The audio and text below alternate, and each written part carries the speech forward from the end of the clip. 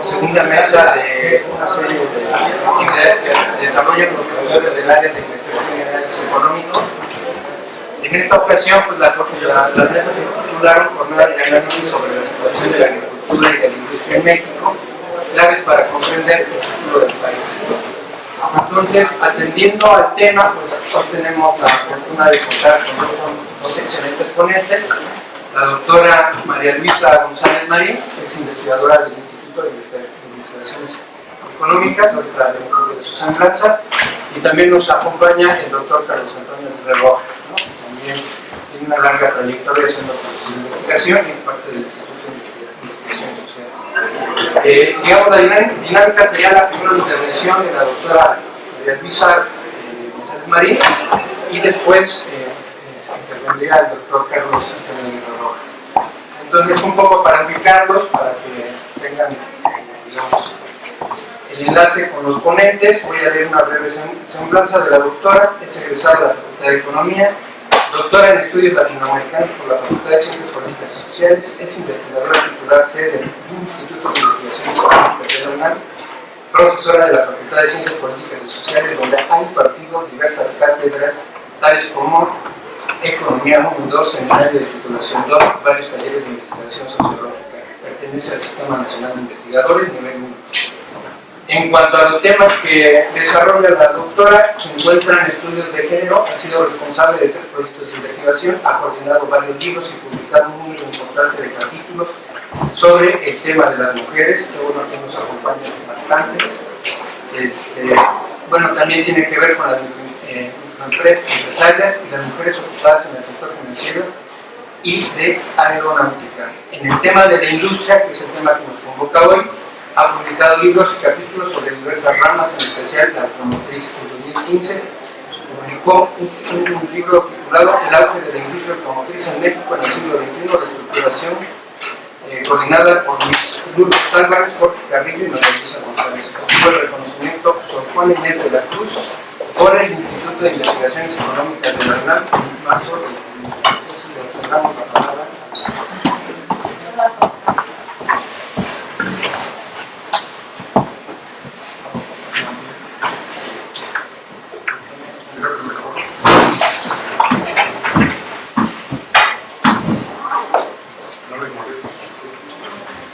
Bueno, muchas gracias por la invitación.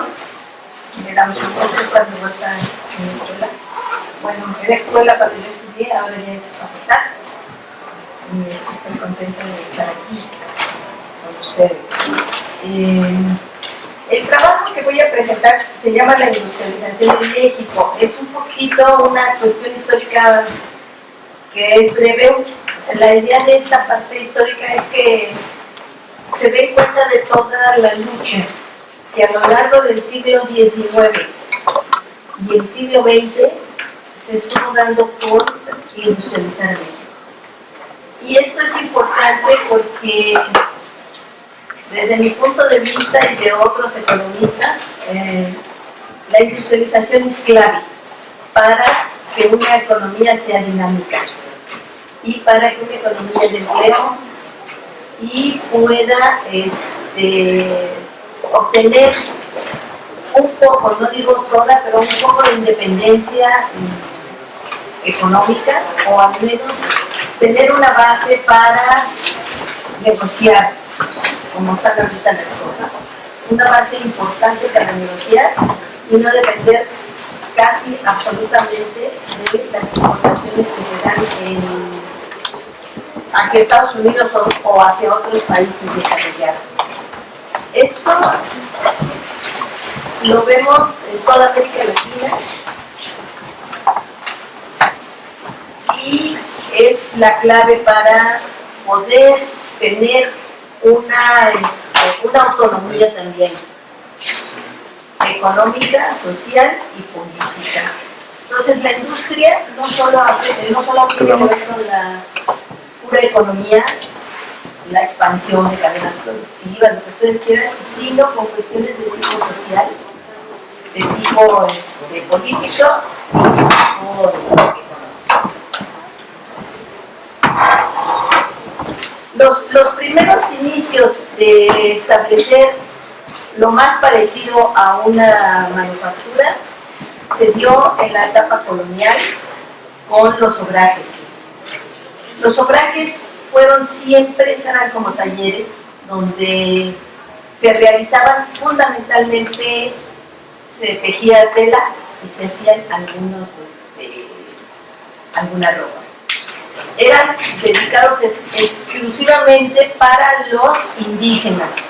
Se tejía la manta y se tenían una serie de restricciones que eran muy importantes porque impedían que estos crecieran, que fabricaran otro tipo de tela, sino la manta. La manta era muy demandada por los indígenas cuando no podían tejerla y era blanca, no se permitía pintar la manta, de colores no era permitido, solamente blanca y de un ancho determinado, no me acuerdo de qué tamaño, pero era pequeña para que no se hiciera más allá. Entonces, el hecho de que se dieran todas estas restricciones obedecía fundamentalmente al miedo, yo digo, que tenía la corona de desarrollar una clase empresarial y una clase asalariada. ¿Por qué? Porque siempre la corona tuvo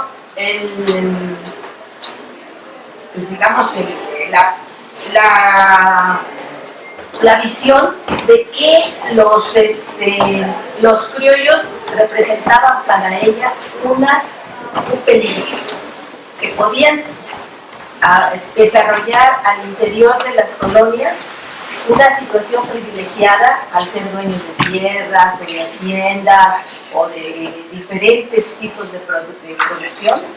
Y entonces el miedo a que hicieran de las colonias un territorio propio y no de España, siempre desde el principio de la conquista, ese fue su temor.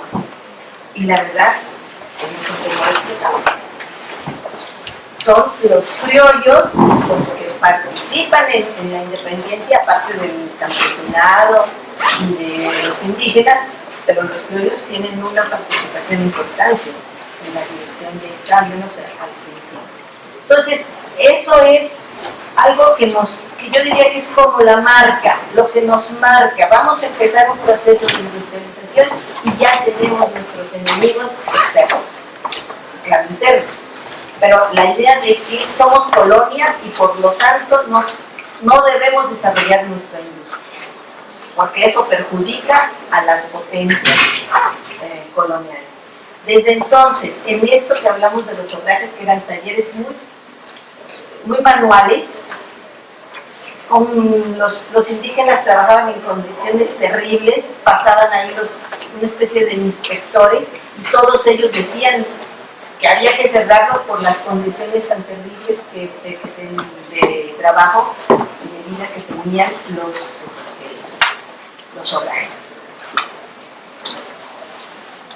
Pero la cuestión que manejan varios autores cuando estudian sobre esta época es que, a pesar de todas las restricciones y todo, se fue ampliando el número de obrajes y se fue ampliando también el tipo de producto que se realizaba.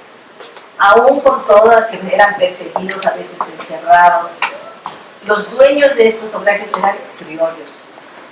Y entonces era también el peligro, ¿no? Todo estaba envuelto. Y si ustedes creen que esto desapareció, tampoco ha desaparecido. La historia de América Latina es esa, la lucha contra las potencias, sea Inglaterra, Francia, la que sea, que se oponen a ciertas medidas que ustedes, bueno, que al final eran consideradas como comunistas o socialistas, que al final eran parte de una revolución burguesa, digamos, de romper con ciertas formas de producción precapitalistas, y que ni eso querían que se diera. Y esa es la historia de la oposición siempre a las reformas agrarias, etc., a la industrialización, a la independencia, no porque fueran a convertirse en comunistas, sino porque eran peligro para ellos. Entonces eso es importante porque lo tenemos desde siempre.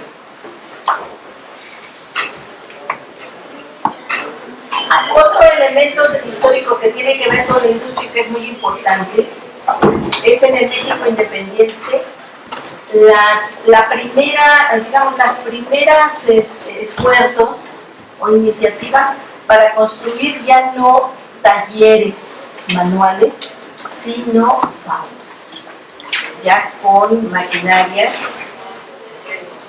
y trabajadores asalariados ya sujetos a otro tipo de normatividad, digamos. Esto se da en el México independiente y uno de los principales promotores de la industrialización es un conservador, Lucas Alamán, completamente reaccionario, si ustedes lo ven desde el punto de vista de la propia independencia, porque se opuso, porque criticaba terriblemente a Hidalgo por la matanza en la Alhóndiga de Carmelitas de los mineros españoles. Bueno, en fin, todo esto, pero él es el que está promoviendo la industria. Ahora, ¿cómo la promueve? Que eso es importante. Promueve la industria, pero no toca ninguna estructura básica, social y económica. Es decir, el campesino va a seguir igual, todo va a seguir igual, pero se va a establecer una nueva forma de producción que es la fábrica.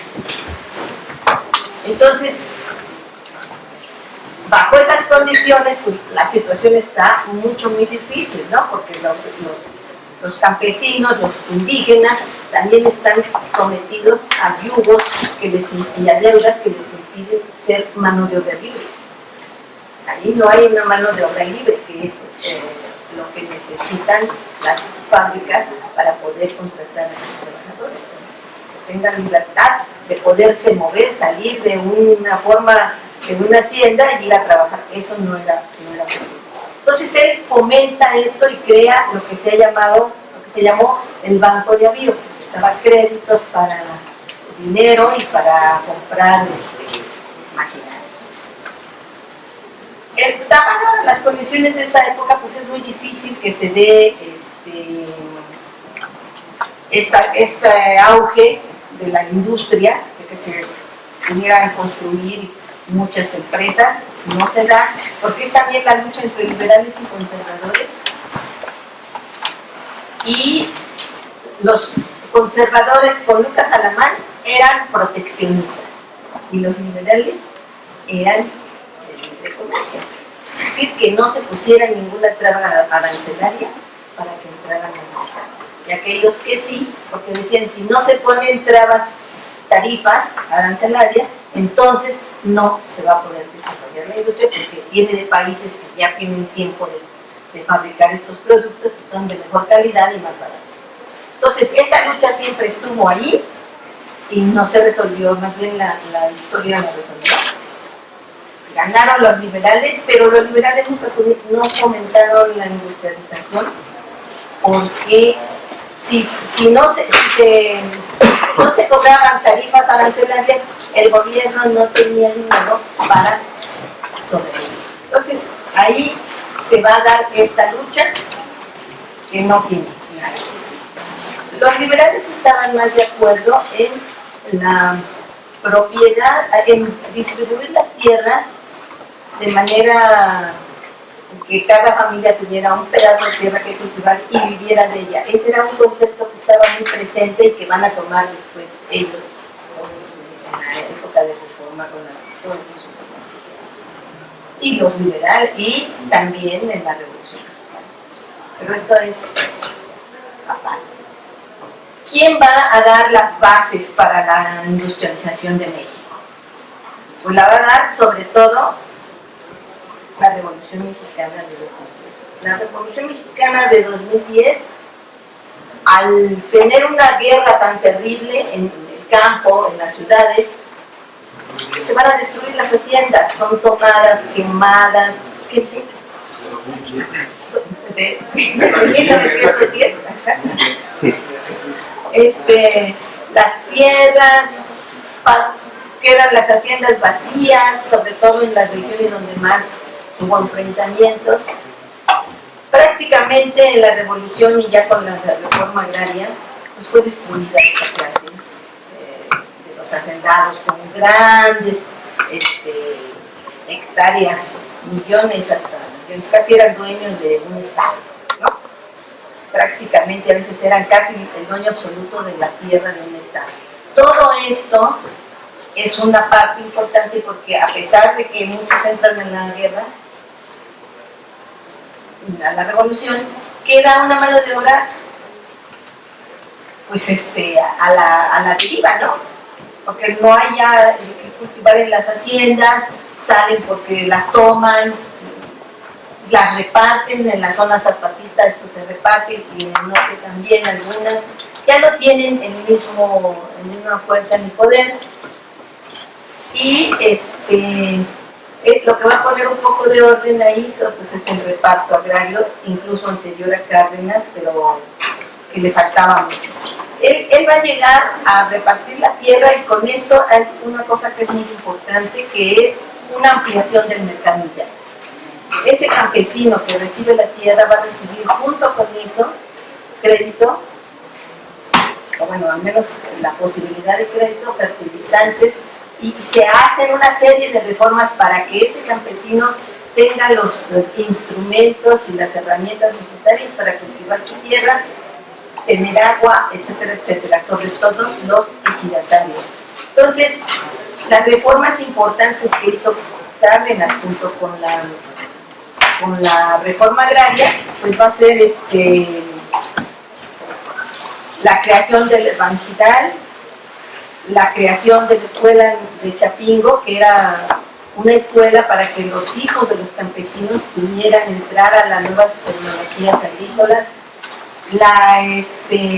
todas las empresas paraestatales que se establecieron para los fertilizantes, bueno, los fertilizantes que ahora ya desaparecieron, pero que durante un tiempo pues les daban eso, irrigación, etcétera. Todo eso fomentó, y poco a poco la agricultura empezó a aumentar su productividad y aumentar su producción, porque estaba la producción muy por abajo, ¿no? Toda la guerra.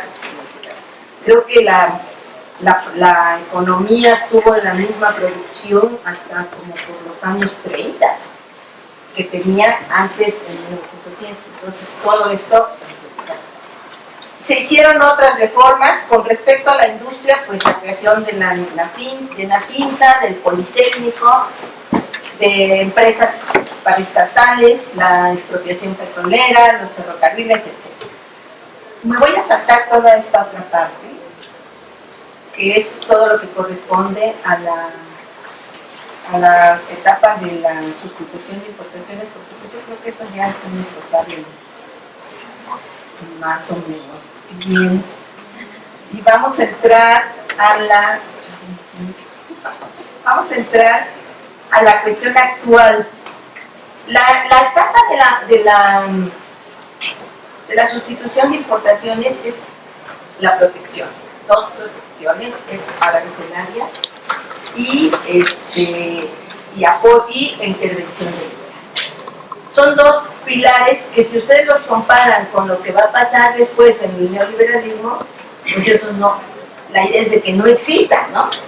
Fuera aranceles, no hay aranceles, libre mercado, pues las mercancías circulan sin eso, o con aranceles muy pequeños, y la intervención del Estado no debe ser para apoyar la producción de manera directa, y contra los que más se lanzan es contra las empresas paraestatales. Todas las críticas son de corruptos, gente que va a esas empresas y no sabe nada de qué se va a producir,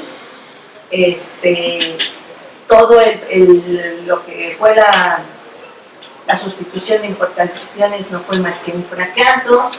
México produce bienes caros, malos, de mala calidad, está súper endeudado, hay una desigualdad en la distribución del ingreso, en fin, era lo peor que le hubiera pasado a México, ¿no? Las reformas que se hicieron, digamos, de tipo social, la revolución social, que tanto valoran los revolucionarios, yo diría, sudamericanos, ellos todavía dicen, es que ustedes ya tuvieron una revolución social y nosotros no, todavía en el Parlamento hay un Cristo, ahí en la iglesia está el Cristo, la ley del trabajo es muy diferente, en fin, una serie de cosas. Eso era un fracaso también. Había ocasionado una clase obrera corrupta, un ahorcamiento del empresario por todo lo que tenía que darle al trabajador cuando lo despedía. Todo eso se planteó en ese momento y se presentaban las posibilidades de que había que vender las empresas paraestatales. Todos los argumentos que pues se hacen son los mismos ahora que de entonces, cuando empezó el neoliberalismo en México, ahora con lo de Pemex y otras empresas, el mismo argumento está. Los trabajadores son los culpables de que las empresas paraestatales tengan dinero. ¿Por qué? Porque piden mucho. Yo me acuerdo que cuando cuando pasó Mexicana de Aviación a la iniciativa privada, bueno, le pusieron, casi apedreaban a los trabajadores, porque ellos sí ganaban muy bien, y los demás no ganaban. Casi que teníamos que pedir que todos ganaran. Bueno, se da todo esto, las empresas paraestatales, y de toda la industrialización que se va a plantear para esta etapa, es la industrialización basada en la exportación. La exportación no de materias primas, como últimamente pasó en Brasil, sino de bienes productivos, pero con empresas maquiladoras, y estas empresas maquiladoras son lo que va a ocasionar que la industria mexicana tenga procesos de crecimiento muy bajos, porque no son una industria que tenga cadenas productivas, que su valor agregado se quede en una parte importante en México. Y entonces vamos a tener una industria aparentemente de gran exportación, pero que deja poco a la economía, y que puede haber muchas exportaciones, pero el crecimiento no se presenta importante. Tenemos una tasa de crecimiento, depende de si la calculan desde el 2000, que es como la calcularon, fue desde el 2000, ¿verdad? Eso era como 1.6 o 2 puntos en 17 años. Entonces vemos que este modelo, junto con el empobrecimiento de la población. ¿Por qué hay un empobrecimiento de la población? Uno de los elementos que yo quiero mencionar, aquí hay muchos, pero uno de ellos es que si tú ofreces a la inversión extranjera directa que ellos inviertan en México, en la industria, y en dos industrias claves, que es la automotriz y la industria electrónica, ofreciéndoles, aparte de toda una serie de cosas como terrenos, reducción de impuestos, todo lo que quieran, les ofreces una mano de obra barata. Y en eso está la clave para que vengan a invertir a México, y el motivo de la producción, de la industrialización basada en las exportaciones de materias primas por maquiladoras. Las maquiladoras vienen aquí por la mano de obra barata, y sobre esa base es la que se va a construir, y esto implica que tú tienes que mantener como Estado una mano de obra barata.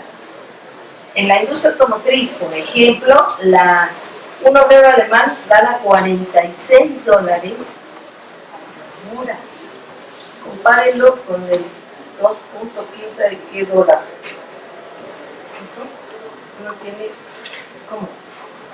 Y lo mismo pasa en Estados Unidos, 21, 22 o 23 dólares la hora, y aquí 2 o 1.5. Entonces, todo esto es lo que hace que tengamos la realidad que se tiene, y que yo planteo esto porque es importante decir esto, ¿sí? Toda la argumentación que se está planteando en torno a a que lo van bueno, de lo que va a hacer Trump para que la mano de obra regrese a Estados Unidos, digamos, o crezca en Estados Unidos, es quitar las ventajas de México. Yo no sé cuáles son, yo creo que podría ser un tema de discusión en esta reunión. En la intervención de la doctora María Luisa Chávez Marín, muy importante lo que comenta. Deja en la mesa varias líneas como para poder reflexionar, que de eso se trata la mesa, por ejemplo, en el sentido de cómo se construye el Estado-Nación para el futuro, no solo de México, sino en términos generales.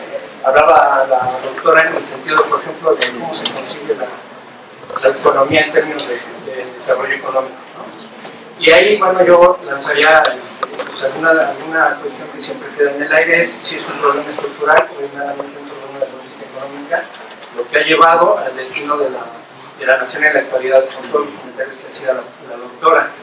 Y bueno, pues vamos a darle ahora la palabra al doctor Carlos Antonio Aguirre Rojas. Es licenciado en Economía, egresado de esta facultad, tiene maestría en Historia Económica, doctorado en Economía, doctorado en Historia, está en Francia, así es. Y bueno, tiene múltiples investigaciones y libros publicados, como El Mandado del Cielo, las lecciones de política de los zapatismo mexicanos, solo por citar algunos, el antimanual del buen rebelde, el antimanual del mal historiador, ¿no?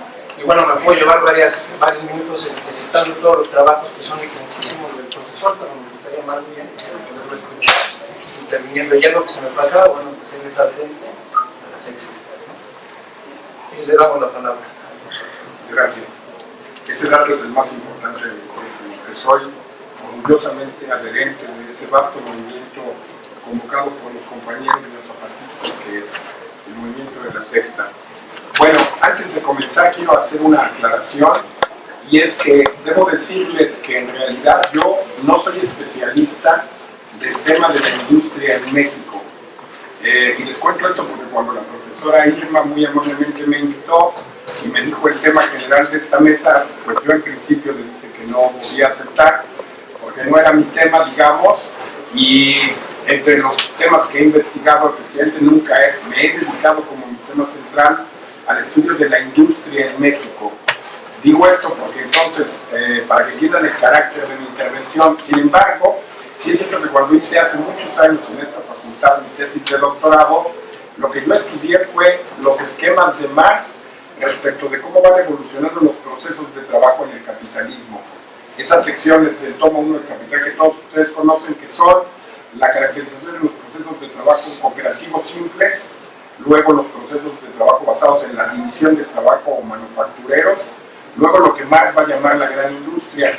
Y yo intenté hacer un esfuerzo de prolongar el esquema de Marx con los tips y con las claves que Marx nos da en esas secciones, para explicar luego los procesos de trabajo del siglo XX que naturalmente Marx no pudo conocer y no pudo estudiar porque no existía cuando él escribía, que son los procesos de trabajo primero tayloristas y fordistas de la primera mitad del siglo XX y luego los procesos de trabajo automatizados. Marx tiene páginas muy luminosas donde dice sobre lo que implicaría la automatización del trabajo, y yo rescaté eso para estudiar después cómo en los hechos reales se da el proceso de automatización, eso que algunos autores llaman la robótica, y que es un proceso que efectivamente ahora está mucho más desarrollado que en la época de Marx.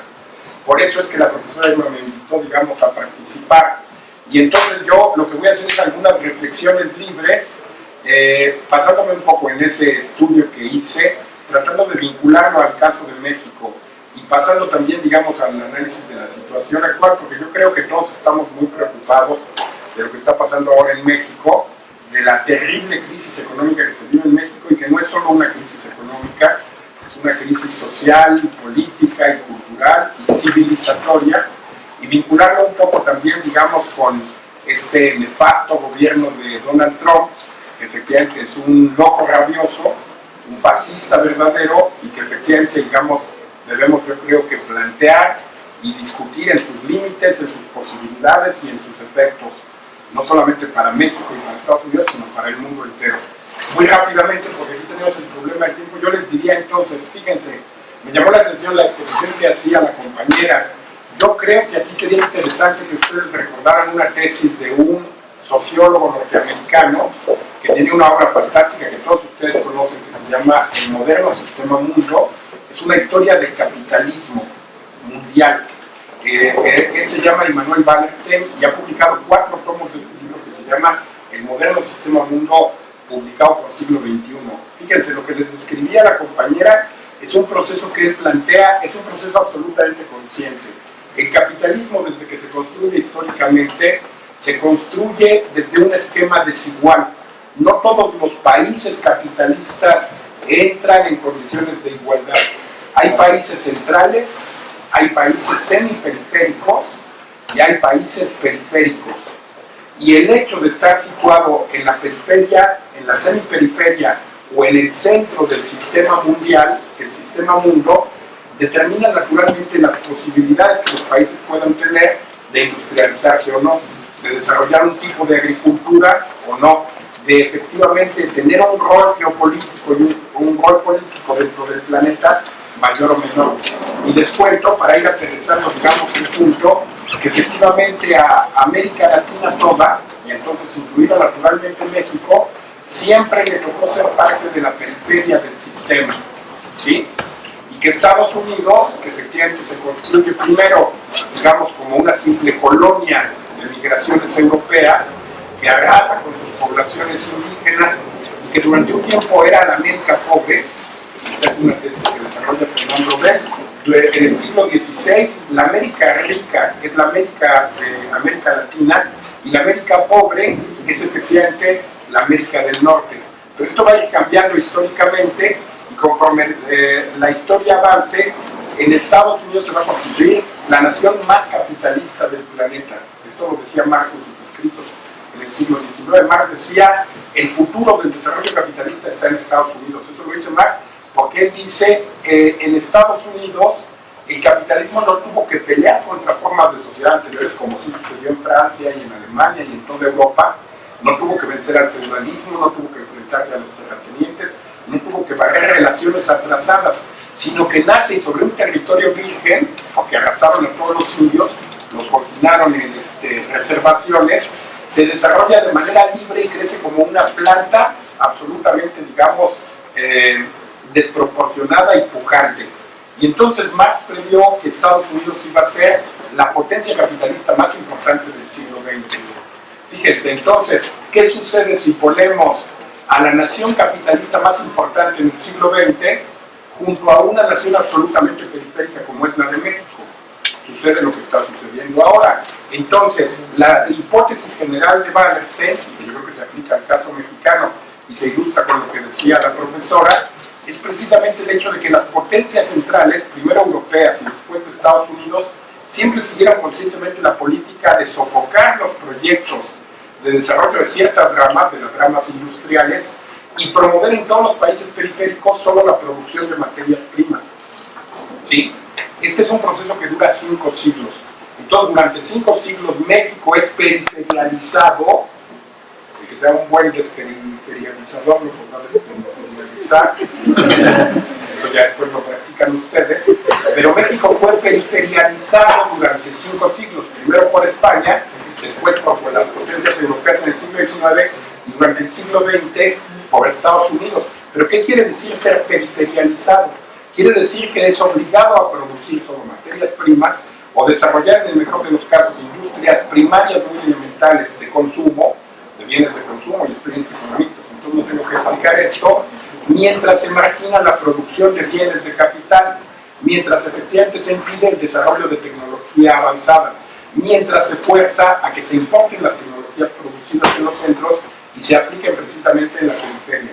¿Saben una cosa? Esta condición no va a cambiar.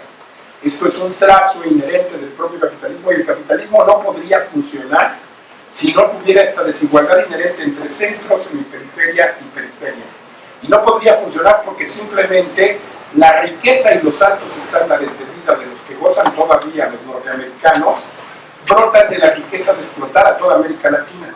De la misma manera es que el alto nivel de vida que hay en toda Europa, en general en todos los países europeos, brota de estar explotando a África. igual que el desarrollo capitalista exageradamente alto y en los niveles altos de vida y de salarios que hay en Japón, brotan de explotar efectivamente a toda el Asia.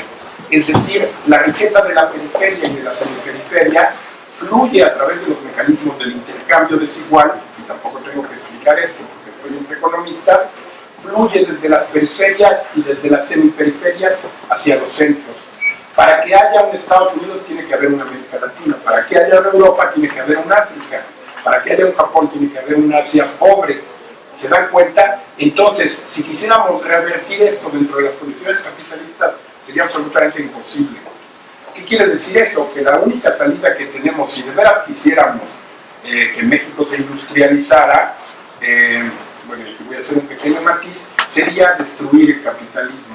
No hay otra salida. Es absolutamente ilusorio creer que en las condiciones capitalistas México puede industrializarse o la periferia puede salir de su condición de pobreza o se pueden crear condiciones de igualdad de los países. Ahora, les diría una cosa, tampoco debemos de pensar que la industria tal y como la concebimos y la heredamos es una panacea absoluta. Eso que les decía la profesora al principio, bueno, sí, claro, hubo un tiempo, en los años 50, 60, 70, quizás hasta los años 70, en que se pensaba que un país, para ser desarrollado, tenía que ser industrializado. ¿Saben qué están demostrando todos los movimientos campesinos en el mundo? Por ejemplo, los en tierra en Brasil, pero también los compañeros neozapatistas en el sureste de México. Toda la riqueza fundamental viene de la tierra, ¿sí? Si un país quiere ser autosuficiente, lo primero que tiene que tener es una producción agrícola autosustentable. Porque cuando empiece la crisis que ya comenzó, cuando empiece a explicar todos sus efectos esta crisis que ya comenzó del cambio climático, cuando la gente empiece efectivamente a morirse porque los océanos invadan las costas, cuando la gente empiece a migrar para irse a vivir a las montañas, ¿de qué se va a alimentar? No se va a poder alimentar de la industria, porque la industria procesa materias primas que siempre vienen del campo. Y la idea de los compañeros zapatistas de que la tierra no es un ser muerto, sino un ser vivo y que es nuestra madre, la idea de la madre tierra, que naturalmente tiene un sentido metafórico, lo que quiere decir es que la tierra, esto lo había dicho Marx también, es la fuente de toda riqueza. Y ya sé que agrego, y el trabajo es el padre, o sea, la fuente, la tierra es la madre y el trabajo es el padre. Pero fíjense, de la tierra brota lo que comemos, de la brota tierra, a ver, para que lo practiquen después. De la tierra brota, ya no que sea lo quiero, porque me va a acabar el tiempo y me van a pasar los 5 minutos. Pero fíjense, de la tierra brota los elementos con los cuales nos vestimos. De la tierra sale, con lo que construimos estas universidades y estos edificios, de la tierra brota todo, y en realidad estamos parados sobre la tierra. El subcomandante insurgente Moisés, que es un hombre extraordinariamente inteligente, mil veces más inteligente que yo creo que todos sus profesores de aquí de la Facultad de Economía, y que todos los investigadores del instituto, naturalmente incluidos yo mismo, de todo el instituto, y yo creo que de toda la UNAM y de muchas universidades, cuando hablaba de la relación campo-ciudad, fíjense, cuando hablaba de la relación campo-ciudad decía, claro, los que habitan en la ciudad se olvidan, la ciudad está también posada sobre la tierra. La madre tierra también es el asiento de todo lo que llamamos ciudad. La ciudad es un medio artificial construido por el hombre sobre la propia madre naturaleza. Pero entonces, ¿a qué punto voy? El problema es que efectivamente, digamos, si no tenemos una agricultura potente, desarrollada, en la que tengamos además una relación respetuosa con el medio ambiente, y aquí los compañeros zapatistas con esa idea de la madre tierra son absolutamente más avanzados que cualquier otro movimiento social, que los rayitos de esperanza que andan pululando por ahí, que todos los partidos que se dicen de izquierda y en realidad ganan el juego a la derecha, que todos, digamos, los partidos políticos que son corruptos sin excepción alguna, todos los que se dicen de izquierda, de derecha, de centro. Bueno, esa perspectiva, digamos, realmente anticapitalista de los compañeros nos dice, tenemos que volver a la tierra en una relación que sea respetuosa, que sea dialógica, que abandone esa idea prepotente, es decir, el hombre es amo y señor de la naturaleza y puede hacer con ella lo que quiera. No es cierto, porque si parte de esa lógica viene el boomerang justamente ecológico, y entonces ahí les va el cambio climático, ¿sí? Y la única manera de evitar ese cambio climático es reinstaurando una relación dialógica respetuosa entre hombre y naturaleza. Y entonces, no sé cuánto tiempo me queda, o hay 17 me queda. Perfecto. Bueno, entonces puedo seguir más solamente. Ya se necesitan los medios, ya no voy a volver a probar. Voy a tomar un poco de agua. No, si me quedaron menos minutos ya no podría. Fíjense, entonces el punto fundamental es este. ¿Qué cosa es lo que puede pasar en el futuro? ¿Qué es lo que está pasando en los últimos años precisamente para pasar también a la situación actual de la industria en México y de la industria en Estados Unidos? Fíjense, yo soy muy optimista al respecto porque siguiendo siempre a este sociólogo norteamericano, Immanuel Wallerstein, ¿saben lo que él nos dice? Lo que él nos dice es, desde 1972-73, desde la crisis económica mundial de 1972-73, Estados Unidos, que había sido la potencia hegemónica durante el siglo XX, comenzó la etapa de su decadencia. Y Estados Unidos muy pronto va a colapsar. Ustedes vivieron, bueno, eran muy niños, pero más o menos quizás se acuerdan, no lo vivieron. Porque ustedes quizás, no, sí, claro que sí. A ver, en 1985 y 90 ya estaban vivos, aunque fueran niños. No se pongan así. Después de 1990, bueno, sus papás se les platicaron entonces. Pero fíjense, así como colapsó la Unión Soviética, un país que efectivamente había durado pues muchas décadas, de esa exacta manera va a colapsar también Estados Unidos. Estados Unidos está perdiendo su supremacía económica, financiera, tecnológica de una manera progresiva, cada vez más rápida, a partir de 1972-73. Y hay miles de síntomas de esta pérdida de la hegemonía. Por ejemplo, por primera vez Estados Unidos pierde una guerra en 1975. Un país pequeñito, campesino y heroico que se llama Vietnam, derrota a la primera potencia militar en 1975. Y el 30 de abril de 1975, el día del niño, por cierto, que acaba de pasar, las tropas de Vietnam del Norte entran en Saigón, ahora se llama Ciudad Ho Chi Minh, y liberan efectivamente a Vietnam del Sur. Pero después de eso, Estados Unidos empieza a perder la carrera tecnológica, porque hoy, yo no traje estadísticas, yo no utilizo estos estilos bueno, no sé cómo se llama, PowerPoint y todas esas historias, yo solo hablo libremente, soy de la etapa pasada, o sea, de una etapa previa pretecnológica, pero después sí, si ustedes checan las estadísticas de los nuevos inventos que hoy se producen en los últimos años, el 90% ya no se producen en Estados Unidos. Y en cambio, en 1960, el 90% de los nuevos inventos se producían en Estados Unidos. Ahora se producen en Alemania, se producen en Holanda, se producen en Japón, se producen en Francia. ¿Sí? Estados Unidos está perdiendo también, digamos, la guerra financiera. Cada vez más es más importante el Bundesbank, que es el banco más importante de todo el planeta, el banco alemán, mucho más importante que todos los holdings y los grupos financieros, digamos, norteamericanos. Los bancos japoneses y, asómbrense, los bancos chinos ahora tienen efectivamente y mueven muchísimo más capital que los bancos norteamericanos. Pero también a nivel comercial. Si ustedes ven los flujos de comercio a nivel planetario que se daban en los años 50 y en los años 60, verán que efectivamente Estados Unidos tenía un papel en el cual ocupaba el 70 o el 75% de los flujos de comercio a nivel planetario. Si ustedes ven a partir de 1980, es como la piel de zapa. Se empieza a encoger y en los 90 es más pequeña, y en el año 2000 menos, y en el 2010, y claro que se va a morir cuando pida el último deseo, Estados Unidos. Y fíjense, entonces Estados Unidos está perdiendo la guerra tecnológica, la guerra comercial, la guerra financiera.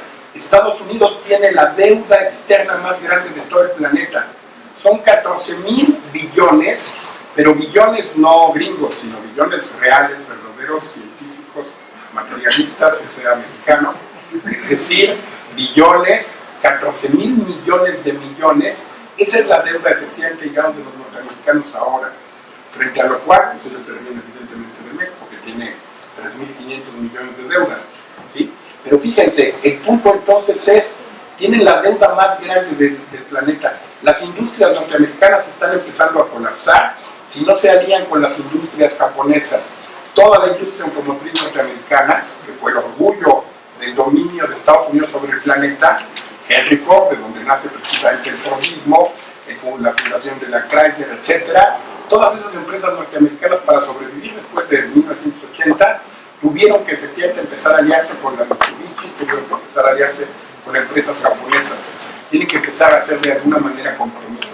La situación entonces de Estados Unidos es de un colapso creciente. ¿Qué le queda a Estados Unidos como última arma para tratar de mantener su hegemonía?